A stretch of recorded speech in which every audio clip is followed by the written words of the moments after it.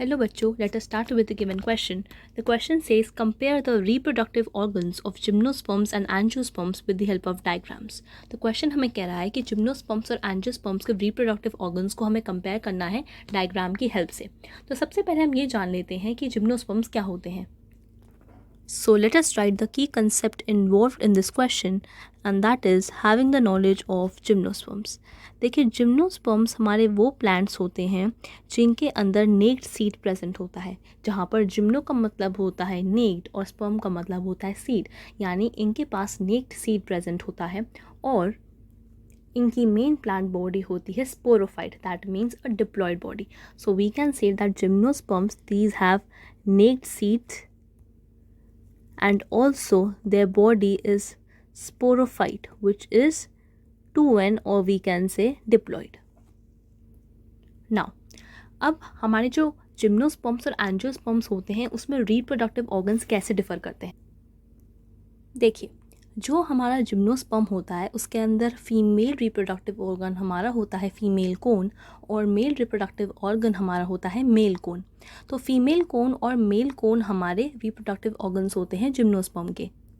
तो हम जिम्नोस्पर्म की बात करते हैं. देखिए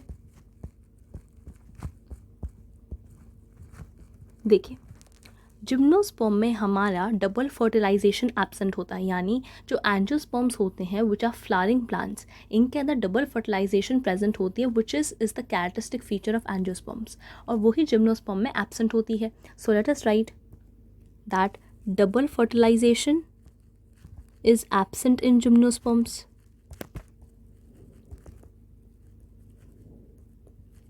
वहीं अगर हम बात करें हमारे एंजियोस्पर्म्स में डबल फर्टिलाइजेशन प्रेजेंट होती है और जिम्नोस्पर्म्स के अंदर ओवरीज भी एब्सेंट होती हैं. So ovaries are also absent.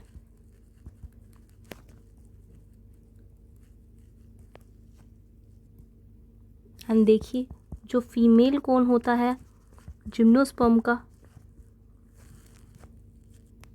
देखिए ये है हमारा जिम्नोस्पर्म का फीमेल कोन और ये है जिम्नोस्पर्म का मेल कोन. ये है फीमेल रिप्रोडक्टिव स्ट्रक्चर और ये है मेल रिप्रोडक्टिव स्ट्रक्चर. जो फीमेल कोन होता है वो अपर ब्रांच पे ग्रो करता है और वहीं जो मेल कोन होता है हमारा लोअर ब्रांचेस पे ग्रो करता है. नाउ अब हम बात करते हैं एंजियोस्पर्म्स की. देखिए एंजियोस्पर्म्स के अंदर डबल फर्टिलाइजेशन प्रेजेंट होती है, ये उसकी कैरेक्टरिस्टिक फीचर है. So we can say that double fertilization is present and इनके पास ओवरीज भी प्रेजेंट होती हैं जो कि हमारी जिम्नोस्पर्म्स में एब्सेंट थी. So ovaries are also present. Now जो एंजियोस्पर्म्स होते हैं उसके अंदर फीमेल रिप्रोडक्टिव स्ट्रक्चर हमारा होता है कार्पल और पिस्टल और मेल रिप्रोडक्टिव स्ट्रक्चर हमारा होता है stamen.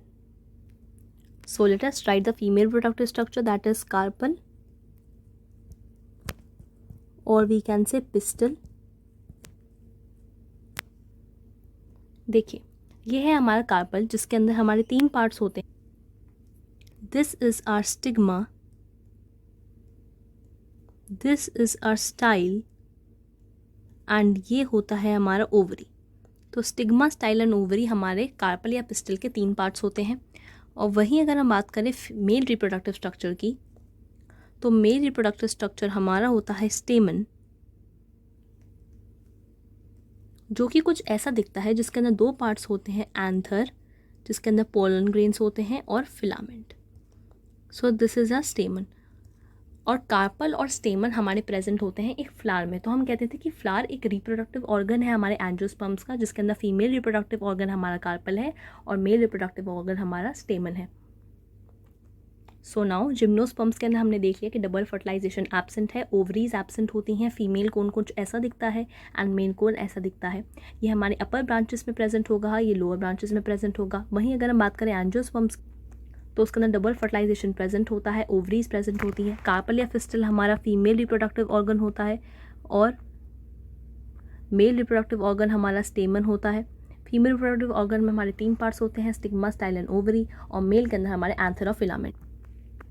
So hope you understood the question well. All the best.